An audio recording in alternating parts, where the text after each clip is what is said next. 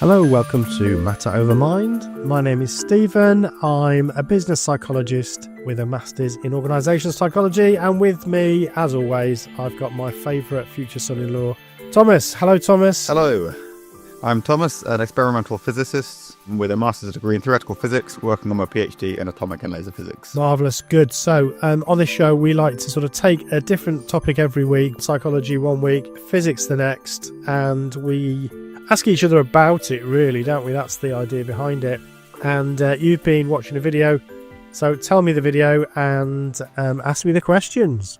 Yes, so the video is about, there's this, I guess it's not really a podcast, it's more of an interview with a character called Geoffrey Hinton, who has recently won the Nobel Prize in artificial intelligence. It's a bit controversial because he won the physics Nobel Prize. Yeah. Even though it's in artificial intelligence. How do you feel about that, Thomas? Yeah, so there's a lot of interesting physics, so it is a bit of a surprise. You guys are not doing anything worth talking about, so we need to go to a completely different discipline and give them the prize.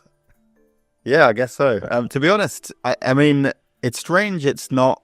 I don't really know exactly what he's done, to be honest, because it's a little bit. Well, it's not really physics, is it? No.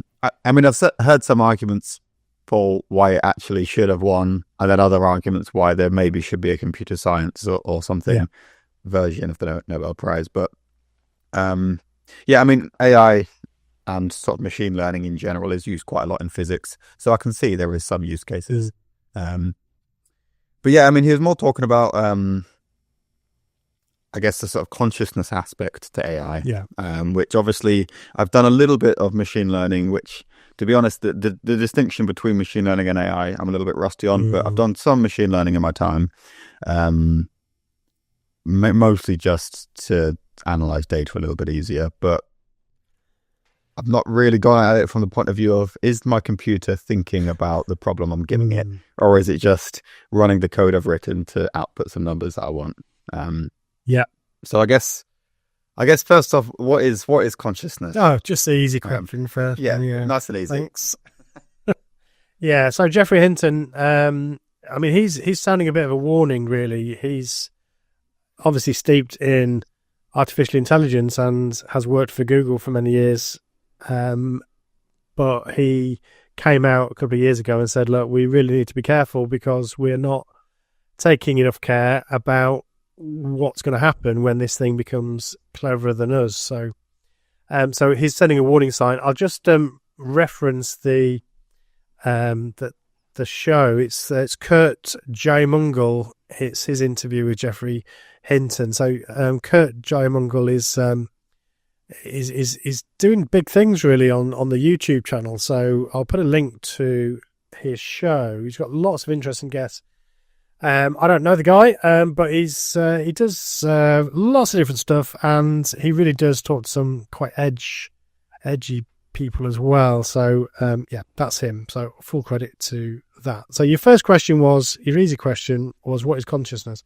So this is the hard bit, because normally when we talk about a topic, like last time we talked about light, with the speed of light and all of that. Well, you can define light in some way. But consciousness is so difficult because we don't even agree on what we're talking about. So that's part of the problem. I think for our use, and really for Geoffrey Hinton's discussion there, he preferred to talk about subjective experience. So I think we'll narrow the conversation down to this subjective experience. And what we're talking about here is this feeling that we are conscious, we are aware. You might call it sentience. You might say that this is a difficult to define state, but we know that we have it. We are aware of our own consciousness, and we have conscious experiences or subjective experiences that we know we have. So that's really what we're talking about here. So when we talk about consciousness, you can talk about consciousness in much broader terms. So when you go under anesthetic, you lose consciousness. When you wake up, you gain it. If you get knocked out, you're unconscious. And we talked last time about unconscious thoughts and our mind and the conscious. So it's a very slippery term, but I think when we're talking about it today and the way that he was discussing it there, he's really talking about this sense of the subjective experience. And there's a few famous people talk about this, very well known. If you've talked about or listened to consciousness before as a listener, you'll be familiar with some of these, but we can't talk about it without referencing some of this stuff. So David Chalmers talks about this as the hard problem of consciousness, as opposed to what he sort of rather tongue-in-cheek talks about as the easy problem. So in psychology and neuroscience, there's a lot of research around things like perception, how the brain generates sort of ideas and concepts, and we can talk about memory and all sorts of different types of memory, how the brain develops ideas, and they've got semantics and all these things that are all sort of embroiled in all of that. And we're studying those in a very scientific way, because you can get people in a lab and you can ask them to look at this thing and then, see where their eyes move and see how their brain lights up in a scanner, and you can then map regions of the brain, areas light up here and there. And so there's quite a lot of scientific work that you can do on this sort of consciousness research. But what Chalmers is talking about and what Hinton is talking about is what is called the hard problem. So the difficult bit is not how the brain might work as a kind of perceptual machine, but it's this sense of being aware, this self-awareness that we have that's very difficult to explain. Famously, Descartes, philosopher, his words, "I think, therefore I am." Often that's sort of misunderstood. Basically, what he's saying there, though, is that there's only one thing I can be sure of, and that is that I exist and I have thoughts. And in a way, that's true, because everything else that happens in the world that you're aware of comes through your senses, and your brain makes sense of it. And so you cannot know for sure if any of that is real.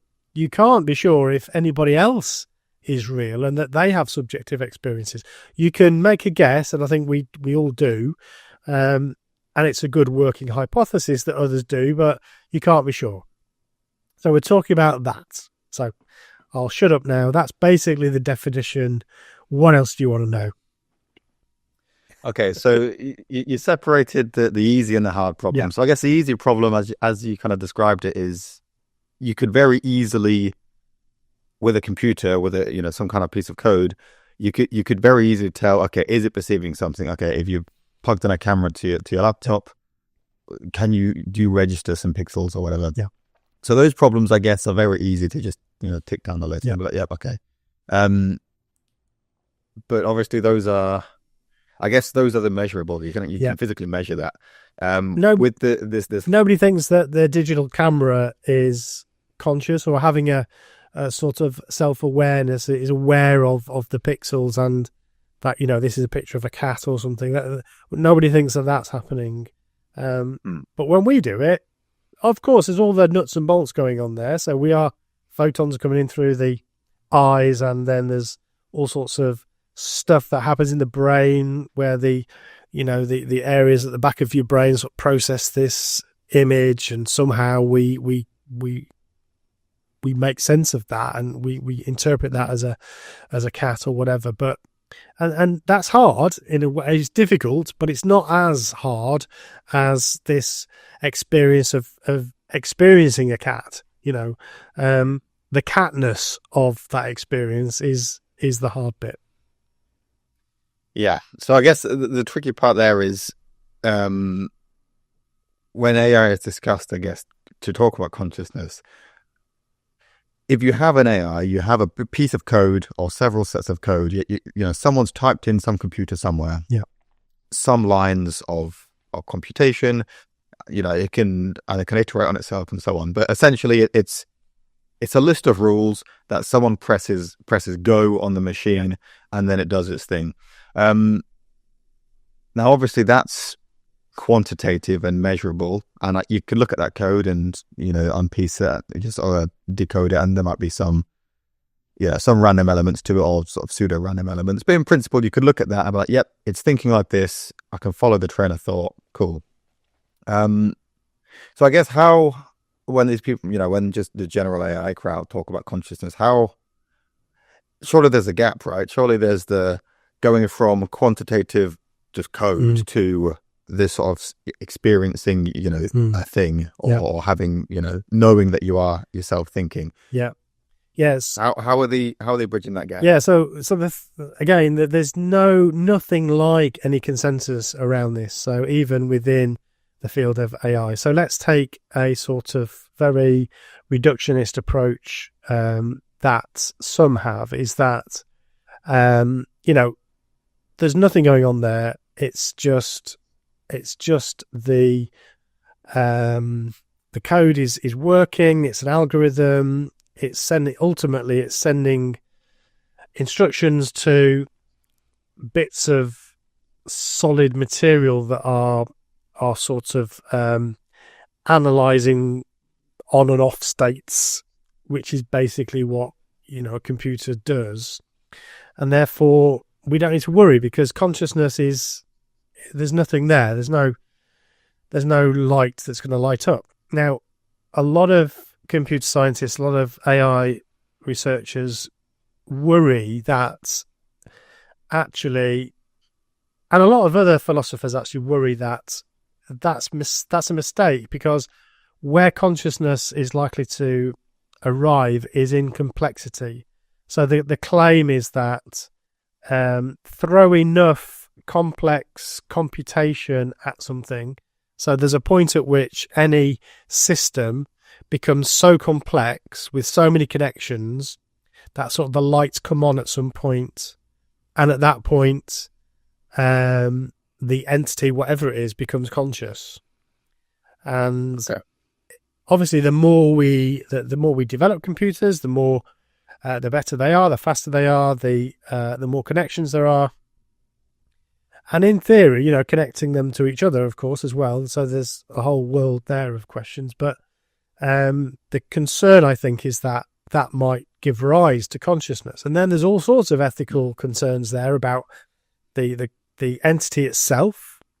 You could imagine that we could be creating things that are living in torture, really, because they exist in a world that, who knows what they're experiencing. So there's a real ethical question there. And also, of course, there's the concern that if they start to get conscious, that their goals might not align to our goals. So they might start to want things that don't really align to us. So that's one of the concerns. The people that say we don't need to worry about that yet, or probably for many, many decades, their concern about AI is not that they're going to become conscious, but that they're going to essentially just be so good at doing the things that they think we want them to do. We're very bad at posing the questions, so they could end up doing things that are not in our interest, but they're just basically trying to fulfill the request that we've given them. I'm sure you've heard of the paperclip thing, which is the classic example of that. So ultimately the universe gets taken over by a computer that is using all of the resources of the entire universe to make paperclips, because that's what it was told to do as efficiently as possible. So it's a kind of thought experiment, but that's what some people worry about. So we've got some people worry about AI because it might become conscious and therefore evil. Other people worry about it because it doesn't need to become conscious, just to become very good at what it's doing, which actually might be more dangerous, because it might completely misinterpret what we're asking it to do, or may actually interpret it correctly, but we've just been very bad at asking the question. So there's kind of two sides of that, and then there's others that don't see it as a problem at all. We're overhyping the concern. So there's as many sort of stances as there are computer scientists, it seems.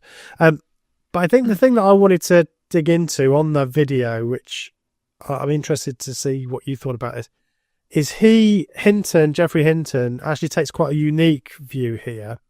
And he, rather than talk about consciousness, he keeps going back to this idea of subjective experience.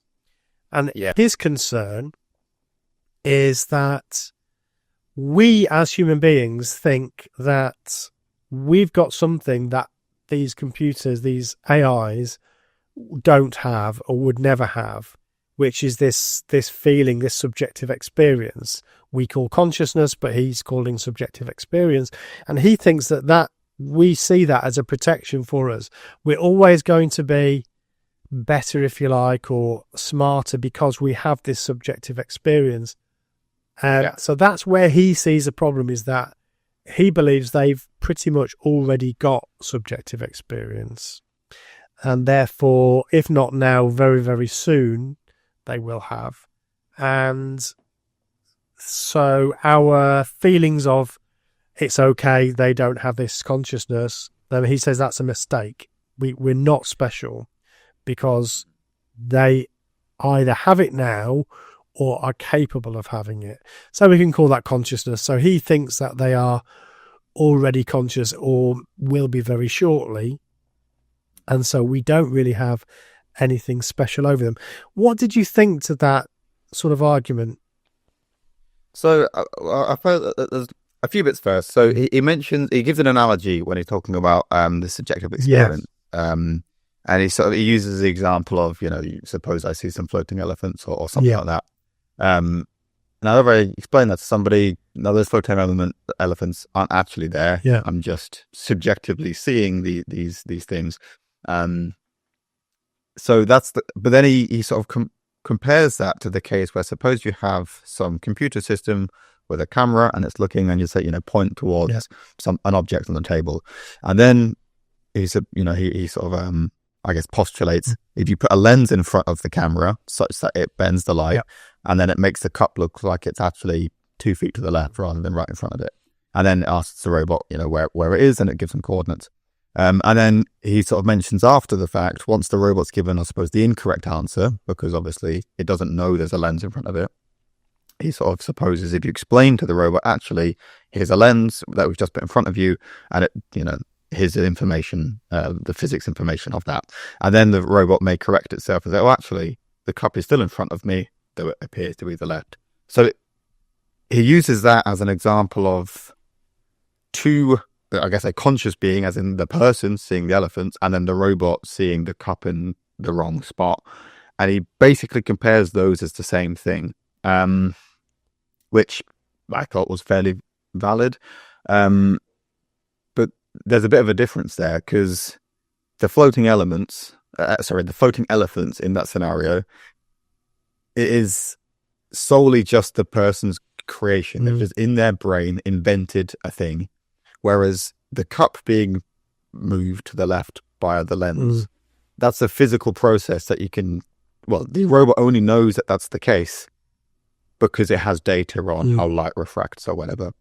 The cup, it perceiving the cup in the wrong position, in my opinion, I don't really think that's the same thing as me making up some elephants that are floating around. Because, one is physical data that's just been shifted around by essentially a set of rules that in principle you could map.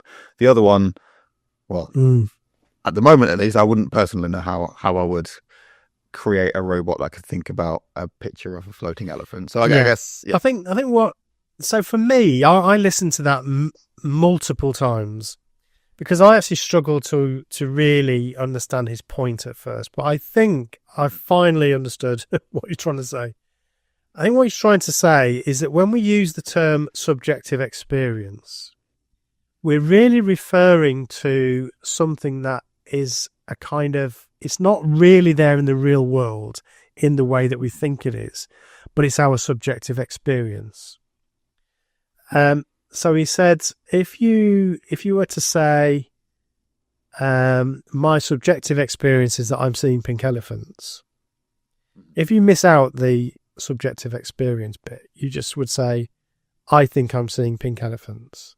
The same for the AI that is mistaking where the object is, if it's looking through a lens or a prism, if you replace that, I'm having the subjective experience that the object is in that, on those coordinates, and you just replace that for I'm having the experience that it is, then as far as he's concerned, it's the same.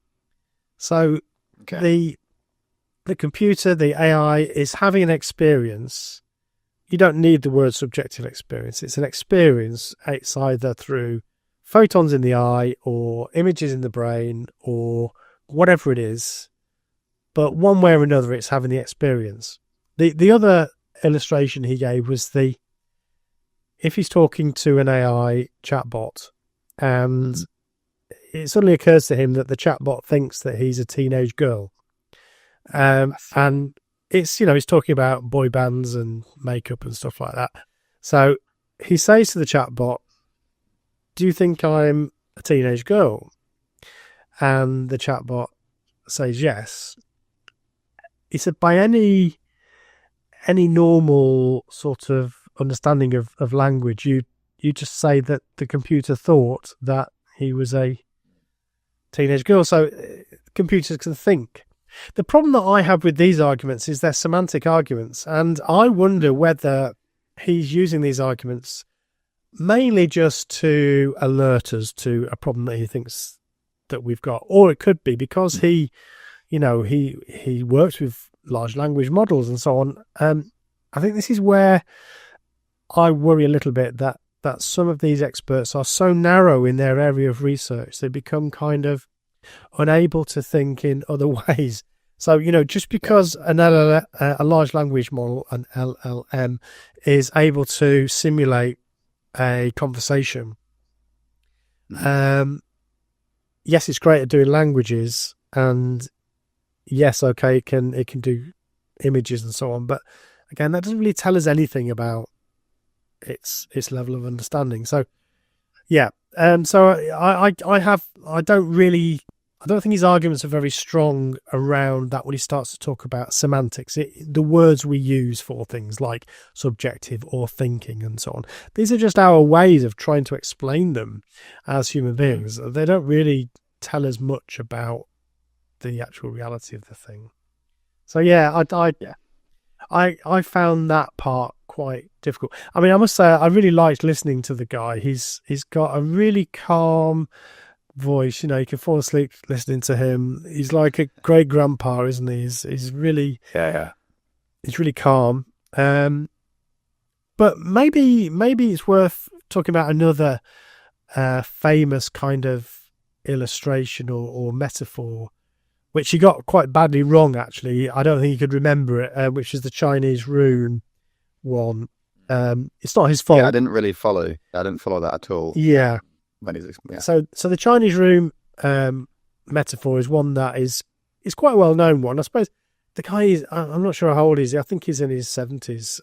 So it's probably a bit unfair of the interviewer to say, can you explain this thing to us, which isn't his metaphor, and he doesn't really like it. But the Chinese room metaphor it was John Searle, philosopher John Searle, that came up with this.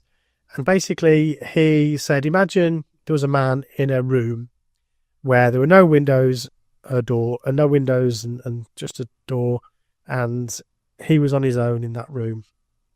Mm-hmm. Outside of the room are Chinese people, Chinese speakers, and they are writing notes to him and slipping these notes under the door.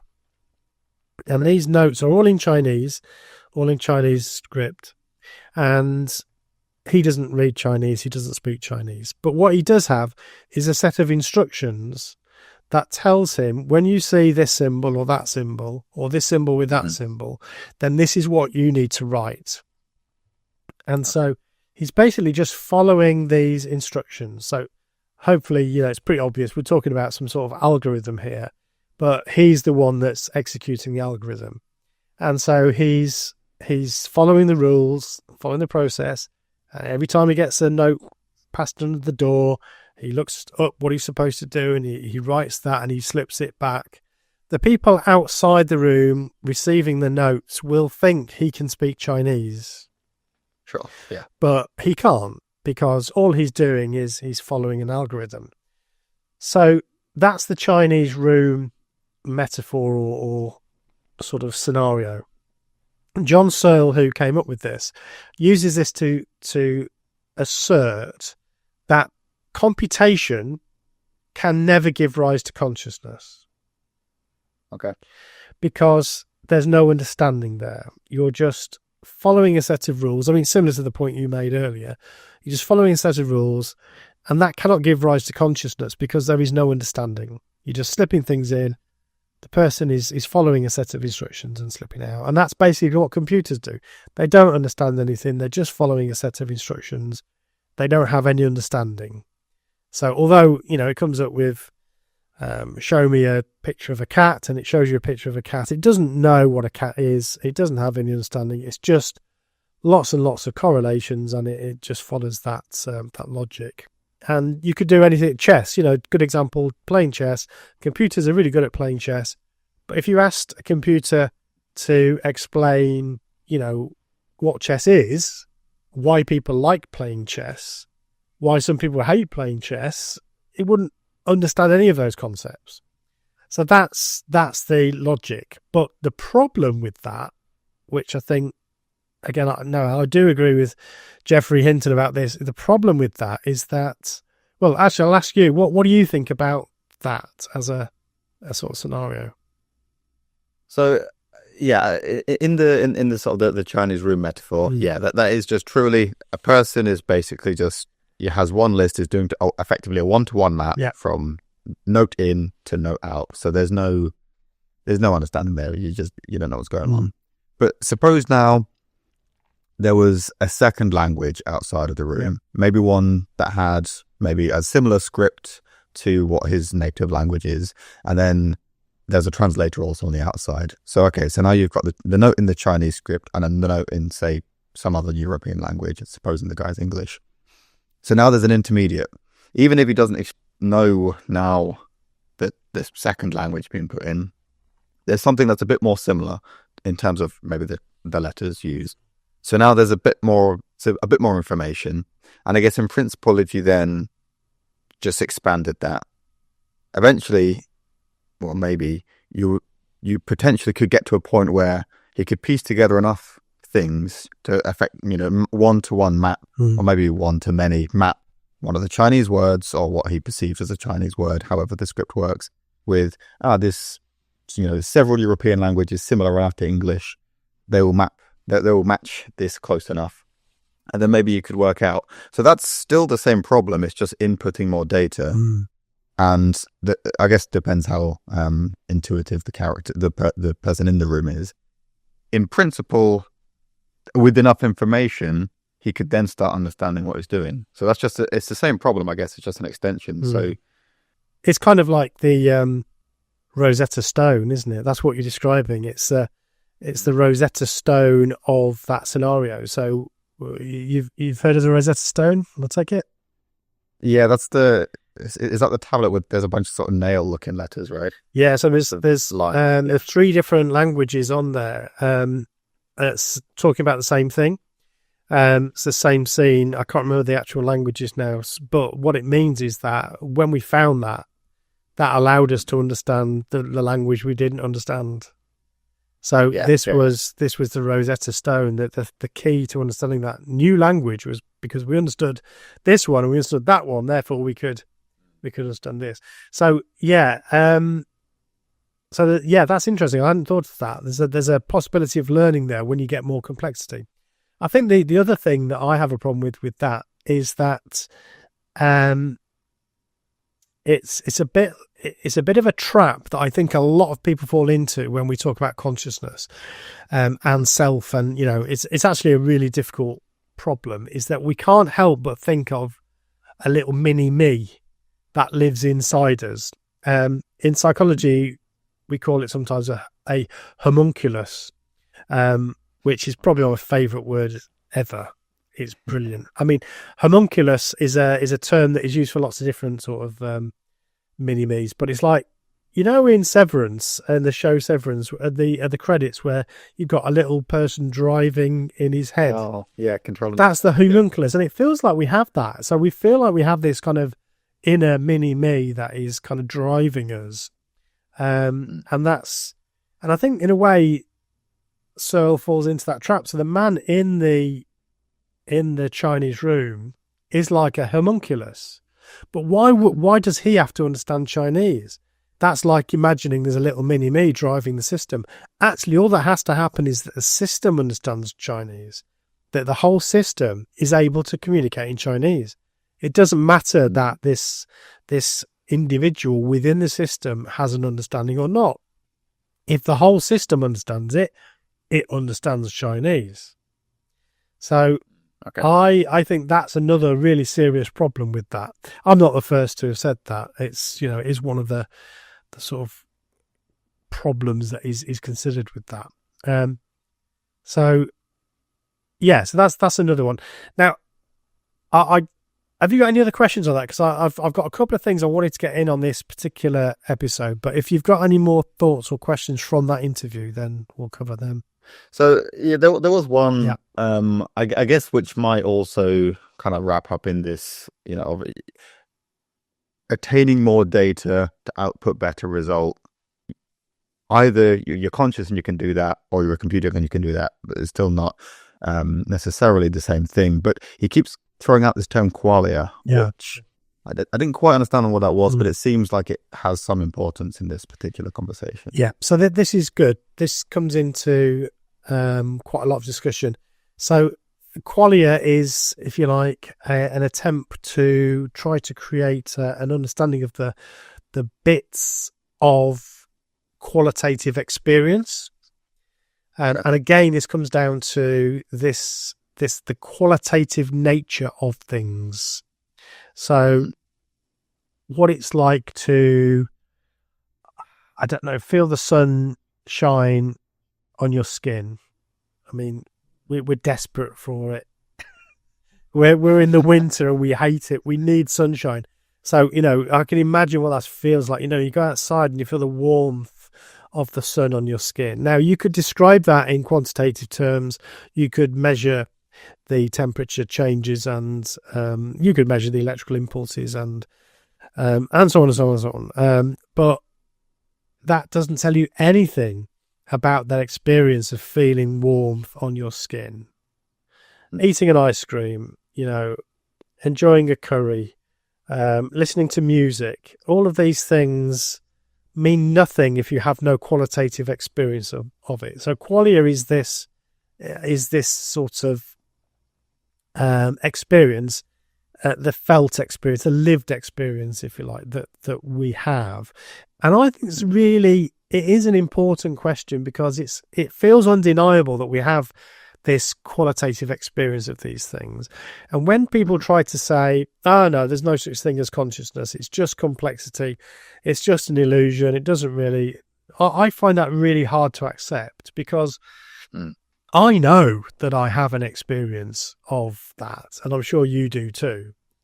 And it feels like that's denying the very one thing, as Descartes said, that we can know for sure. And if you've not got that, then you really don't have anything. So I don't accept that there is none of that. Whether you want to call it qualia or not is a different question.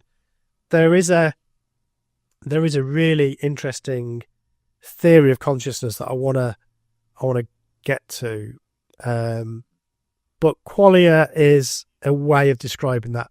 Philosophers use it probably more than scientists, but there are some theories that relate to it. Now, I should say that one of the more esoteric theories around consciousness is something that I was meaning to talk about anyway, but one of our listeners, Vincent, he suggested we get into this. So this is Roger Penrose, who's a really well-known physicist, and he has a theory around consciousness that relates to quantum physics. So he's a quantum consciousness guy, which is normally wacky people sort of get into the quantum woo-woo, but this guy is completely grounded. He's a mathematician, actually, and he's a Nobel laureate. So he's not given to flights of fancy. So that's a really interesting topic. I want to save that for another day, because this is a great crossover topic that we can talk about, because it obviously encroaches in roughly around your sort of area of expertise. So let's sort of put a pin in that one. Yep. Okay, so yeah, that's quality. Is that okay? Does that make sense? Yeah. That makes sense to me. It almost feels like you have this term, this meaning, which it almost feels like you can't quantify that by design. It almost feels like, you psychologists and philosophers are sort of built yourself a little safe space of something that you can't actually quantify it. So now the realm of physicists or whoever else can't delve into it and mess with it. Yeah. Okay, well, I'll take that on board. That's that is possible. I mean, there are some philosophers, particularly that really believe it is, unmeasurable. It's ethereal, and we shouldn't even bother trying, But I that's certainly not where I'm coming from. There is a theory called integrated information theory that, again, I don't really want to get into today. That's probably another topic for another day. That is based around mathematics, and the general idea is if you can, it is a mathematical calculation of relationships between neurons, I suppose, or connections of whether they're physical or virtual. Or not even neurons, but connections. You can start to mathematically measure what you might consider to be conscious or not. So I'm doing a bad job of explaining that, because I haven't really researched that one very much. It got a really big panning last couple of years. A group of neuroscientists and so on declared it pseudoscience. Wow, okay. But not everybody accepted that. And some really well-known and respected neuroscientists and psychologists also said that's, we shouldn't be saying that, because it's as much a science as any sort of psychological theory. So anyway, that's a bit of an interesting area. So people are trying to quantify it. And I think most researchers, certainly I would put my weight behind it, that if we can, we should. We want to understand it. We want to understand what that thing is. So I don't think we just say, oh, it's just a magical thing, that we can't really talk about. We do need to, if we want to understand the brain and understand the mind and our experience, then we absolutely need to understand that. I mean, I'll give you an example of this, which relates to, I suppose, a former podcast that I was involved with Celine, my daughter, and your soon-to-be wife, which was around exposure to cults and how coercive control affects people. And one of the things that interests me is around the concept of self, which is closely linked to consciousness, but isn't quite the same thing. But it's so close. What does being coercively controlled in a sort of cultic group or cultic arrangement, what does that do to your concept of self? And how does that affect the way that your self develops, your concept of self? And as I started to try and research that, I became more and more frustrated, because we don't really know how to define the word self. We don't really know enough about that, which is, again, very closely linked to consciousness. So I'm really keen to understand this in a much better way, because I think if we understand that better, then we can start to talk about how to help people in these situations and give them treatment that is really going to help them. So I'm all for trying to understand it in a scientific way. Yeah, I mean, that's definitely interesting. I think it's almost like, obviously I'm no statistician or anything, but it's almost like taking a Bayesian approach to a historical frequentist approach, that being you input some prior knowledge and try to minimize that instead of just going for raw statistics, which would be the sort of, I guess, the frequentist approach. I suppose you could argue the inputting this prior function in the Bayesian approach is analogous to just knowing things, having some experience, and then that weights your decisions differently. Yeah. So that could be interesting. Yeah, I mean, actually, what you're describing there is what Anil Seth talks about quite a lot. So Anil Seth is another really interesting guy around this topic. He sees the brain as a prediction engine, essentially. So that's really what's going on. Now, Anil Seth is somebody that doesn't really want to get into the hard problem of consciousness, because as far as he's concerned, the only way of solving that problem is to sort of keep chipping away at things like perception and those sorts of more fundamental elements of consciousness that we've sort of put to one side for this discussion, like perception and like how the brain processes information and stores memories and things like that. So he's working on that, and he thinks that if we get more and more understanding of that will help us. It's a bit like our description of life is the same sort of problem, So it's for him, it's about chipping away at those basics. And his idea is that, yes, the brain essentially is doing that. It has a set of priors. It predicts, because there is so much going on that the brain cannot process everything. So when you see something, for instance, with your eyes, our normal sort of assumption is that we're receiving photons from the object, and our brain then processes what we're seeing and creates a sort of model in our mind, and that's what we're seeing. But actually, there's a lot of evidence for, yes, of course, there's some input from the outside, but also it goes the other way in that you start to make predictions about what you think you're going to see.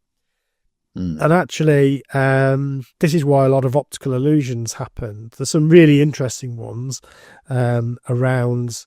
There's the checkerboard one, which I'll try and put up on the Facebook group. By the way, everybody, join the Facebook group. If you're on Facebook, there's a free open Facebook group. I've already got quite a few followers on that already, and that's a great place to have a chat about this stuff. So we've got some conversations going.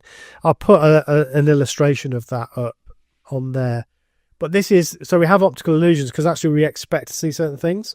And so that, if you like, they're your Bayesian priors. They're the things that you're expecting to see, and then you adjust that on the basis of what you see. Although these priors can be so strong that even though we know something isn't as we're seeing it, we still can't help but see it. So it's quite interesting. Right. Can I just, for the next sort of 10 minutes, introduce a new one to you, Thomas? Okay, go ahead. Because it's an area that we touched on when I was doing my degree, but didn't really get into it in any depth. And certainly doing the research for this podcast, I really started to understand it a lot better, and it's kind of blowing me away. It's really interesting. We'll probably have to come back to it, I think, because there's so much more to talk about with this topic. But this is a different type of approach to this problem of subjective experience, let's call it, which is called the attention schema theory. The guy who's come up with this is called Michael Graziano, and I'm going to try and explain it simply, and we will come back to it because it's one of those things that it's actually not that difficult, but when you first hear it, it kind of is. So if that makes sense. So there's some fairly non-controversial things that we start with. So the first thing is that humans use schemas or models to understand the world. So that's one of there's a few little things that are disconnected, then I'll connect them together. So one is that we know that the brain uses schemas, and the schema is just a model, really. It's a kind of approximation of the world. And so the brain creates these schemas so that it doesn't have to pay attention to every single little bit of it. The example he gives is an apple. So if you see an apple, you probably don't notice every single little indentation, slight discolouring, the odd bump on it or anything like that. You just have a kind of general schema of an apple. Okay. And you see it, it's there. It's not like you're making it up, but you just sort of have a general idea of the apple. If you were to look really closely, you could describe it in lots and lots of detail, but you don't do that. And again, this is because the brain has a limited processing capacity. If you were to try and process every little thing that you're seeing and hearing right now, imagine your brain having to process every single thing that is coming into your eyes, every single picture, every single bit of the screen that you're looking at now, around the side of your computer. You're obviously interpreting what I'm saying, this figure on the screen. You've got a microphone in front of you. You've probably forgotten that. Loads of things that are happening you're not noticing. You've just got this kind of bubble of attention that you're focusing on. And then, of course, there's things that you might be hearing in the background. There's the feeling of your backside on the seat, your clothes on your skin, you're breathing air that you could notice and not notice. Too much. We could not possibly process all of that. So what the brain does, it has to use a system of attention, and it decides what it's going to attend to. So this is well known in psychology. Attention is very, very important. So we pay attention to certain things and we filter out everything else. So we have a limited attention ability to attend to things. And that's because we've got a lot of processing capacity, but it's limited. So we have to ration it.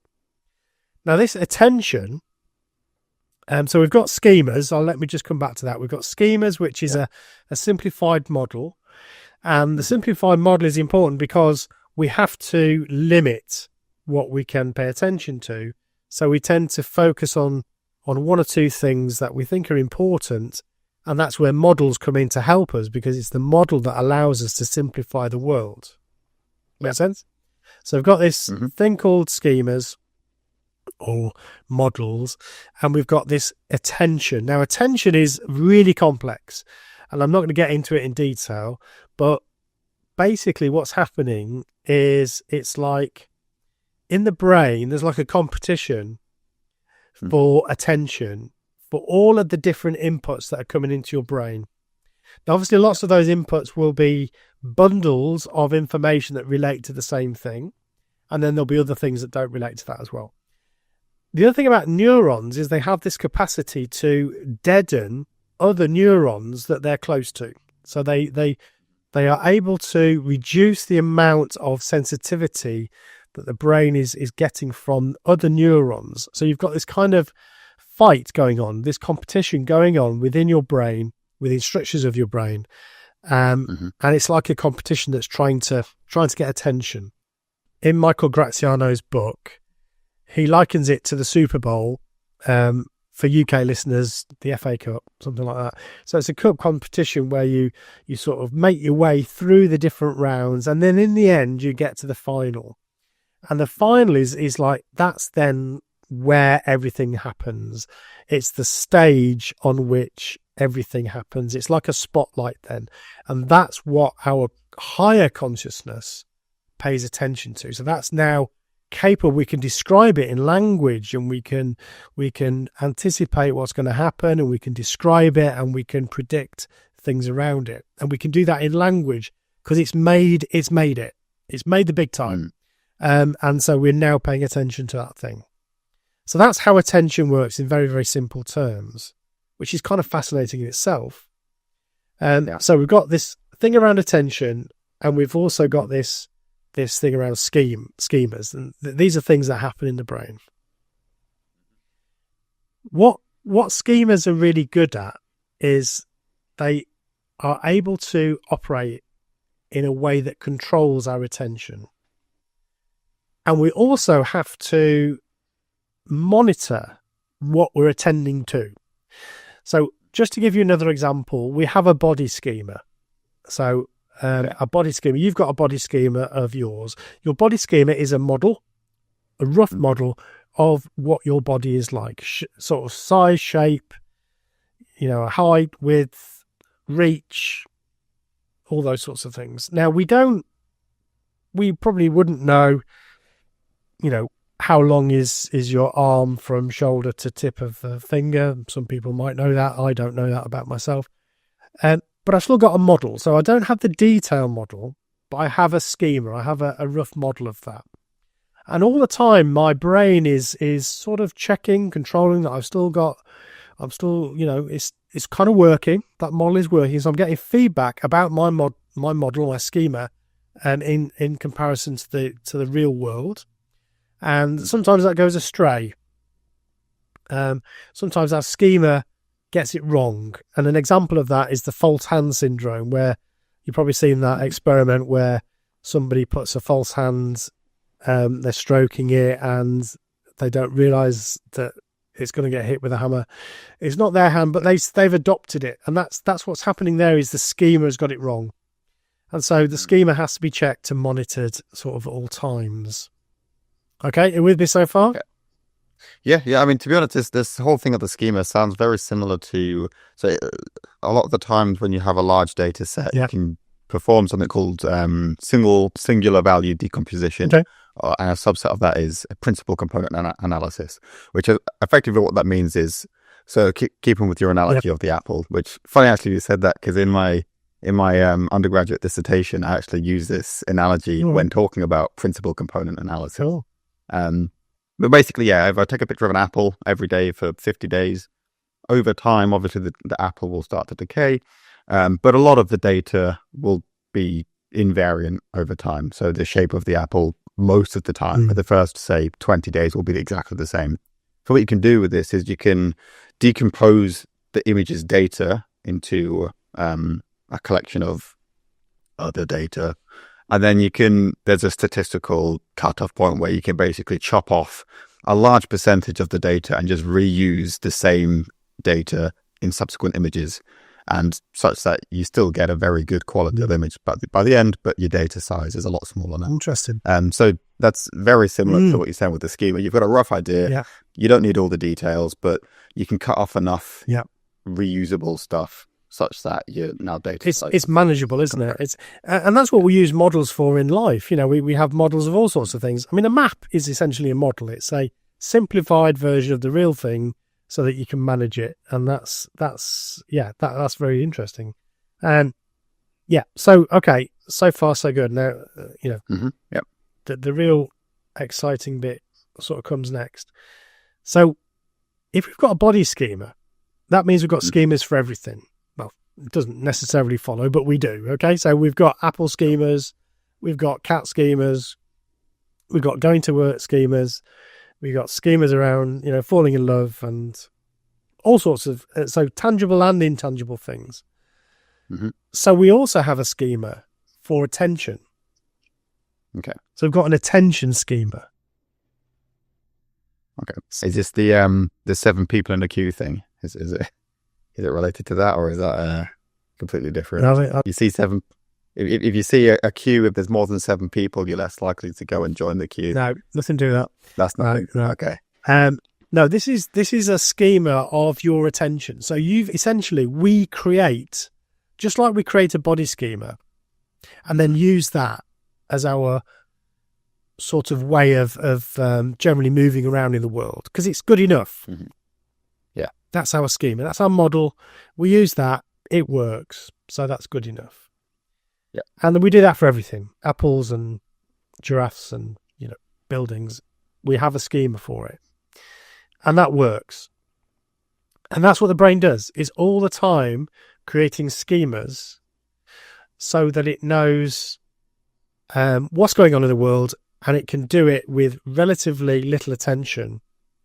But obviously it's linked to this need to manage lots and lots of processing. So we also have this attention schema. The attention schema is what helps us to control our attention, which is really important because we need to know, I need to pay attention to this thing. This thing's more important than that thing. This dog's about to bite me is more important than look at his shoes, So I have to have some way of controlling my attention, and the attention schema helps me do that. And it also allows us to tell a story about it, let's say. So predict what's going to happen, to report what's going to happen. It also allows us to model other people's attention, which I'm not going to get into that now. Mm-hmm. But it's that schema, and it's our awareness of that schema and the higher functioning of the brain that allows us to talk about it. Mm-hmm. It's that makes us have this subjective feeling that we're experiencing it. So it's our own brain recognizing that we are assessing and attending to something that is creating this feeling that we have a subjective experience. Okay. Now, when you first hear that, you think, oh, yeah, okay. But the more you think about that, the more amazing it gets. So, again, another way of putting it is, if you think about the apple, we've got a schema for the apple, which is it's kind of green, it's kind of round, it's sitting on that table, and if I push it, it moves around. Okay, that's my schema for the apple. Yeah. But I've also got a model of my attention of the apple. Okay. So I've got a schema for the apple, and I've got a schema for my attention of the apple. Right, gotcha. Does that make sense? Yeah, I think so. So I've got a schema for the apple, and I've got a schema for my attention of it. Okay. And it's that schema of the attention of the apple that gives me a sense of the apple is now part of my world. It's part of my experience because I have a schema for my attention of that apple. And is this, so your schema for the attention of the apple, is that you knowing that you can, knowing that unconsciously you're going to assign a priority if other things come into view? Is that the schema you're talking about, or is it simply just? It's just the feeling that you're getting, because the brain interprets that as a ethereal sense of apple being part of my world. Okay. It's the brain, because it's all the same thing, of course, so it's difficult. Yeah. Again, we might fall into the trap of the homunculus here. We're not talking about a separate part of the brain that works everything, but we have this higher consciousness that is able to describe and predict and all of that. We've also got this system of attention that we're monitoring all the time, and we've got this schema of this thing that we're looking at. So we've got the schema of the apple, and we've got the schema of the experience of the apple, or the experience or the attention that we're giving to the apple.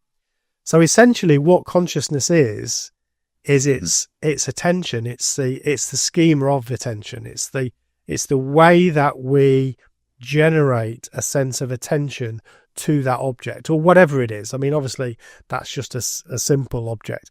I mean, our experience of apples is fairly sort of banal. Our experience of something like love or fear or something like that, it's much more powerful. But again, we've got this schema of scary things, schema of fear, and then we've got a schema of the attention that we're giving that. And we bring it, because obviously scary things and very attractive things are things that are going to get more attention, and so that's going to get the spotlight. And our schema of that is saying, oh, look, there's something of real interest there. And it's that's the voice. it's that system, it's that process that we evolved to have over millions of years. It's one of the oldest bits of hardware or bits of connection within our brain. But I just wanted to throw that one in, because it's an idea that hasn't got a lot of traction. I don't see lots of people talking about it, but my God, that is really interesting. The thing is, if it is true, and it is something that we can test experimentally, and there's lots of research on this that I'm going to go away and do more of myself personally, and not, researching the research, if you see what I mean. Yeah. But if that is true, then that gives us for the first time a proper physical and explainable insight into this. So he's very keen to say this is not magic, So actually what we're describing here is a physical process, but it's not just about lots and lots of computing power. It's not just about more calculations. It is something very specific about the structure of the mind. Yeah. Interesting, eh? Yeah, that's very interesting, because that description seemed more like, in principle, a problem that maybe not me, but a group of people could go away and try to map out and actually get some qualitative descriptions. The schema thing, there's enough statistics and maths in the world that each individual blocks of that you could probably already exists. But yeah, this attention schema, I suppose that would be a little bit harder to I guess pin down, because it's almost like interpreting a system. Okay, fine, and anything could do that with enough computational power.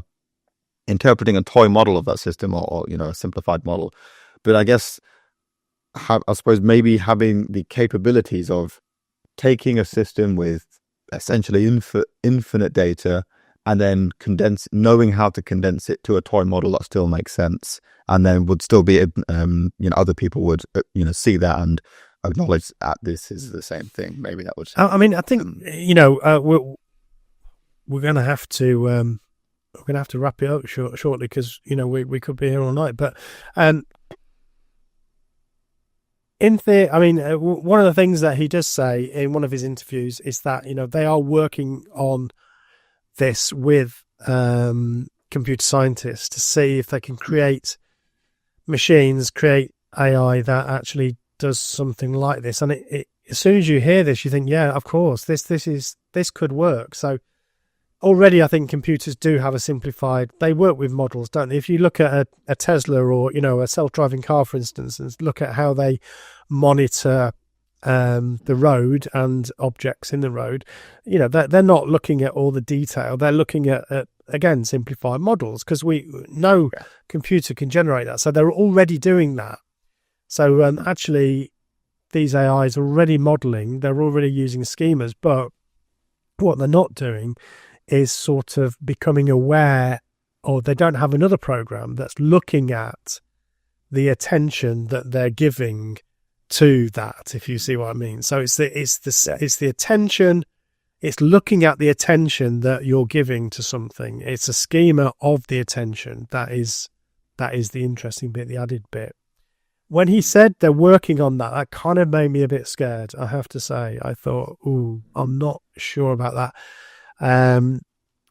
But he argues that it's an important thing to do in terms of protection, but we can maybe talk about that another time. Okay. But yeah, interesting. Yeah, that's good stuff. Yeah, I didn't know a lot of the stuff, which makes sense. Yeah. This is why we do the podcast. That's it. No, it's great. Yeah. Well, thank you. That was really interesting. I love talking about that. I'm going to mention the Facebook group again. Don't forget to join that if you're on Facebook. And it's an open group. So, there's one or two rules, but nothing too onerous. So join the Facebook group, and please don't forget to tell people about the podcast. Let us know what sort of topics you're looking for. On the Facebook group, we've had a few suggestions. Maybe because time's going now, we'll come back to those. But I think black holes is in there. Warp drive is in there. Thank you, Jared, for that. Rachel asked about... I forgot what she asked about now. Shape of the universe. Shape of the universe, that's right. Is it a donut? Yeah, so lots of really interesting questions. All physics ones, Thomas. So Lots of love for the physics, so don't leave me out. All right, mate. Well, it's great to talk to you. Thank you very much, and thanks for listening, everybody. Don't forget to like, subscribe, follow, whatever you need to do, and let somebody else know about it. So I'm a big fan of doubling it every time. We come out once a fortnight, but we have 2 episodes every fortnight. They're dyads, Thomas. Dyads. Exciting time. They come out in dyads, so they come out in 2s every fortnight. Please tell other people about it. Don't forget to listen, and see you next time. Bye for now. Bye.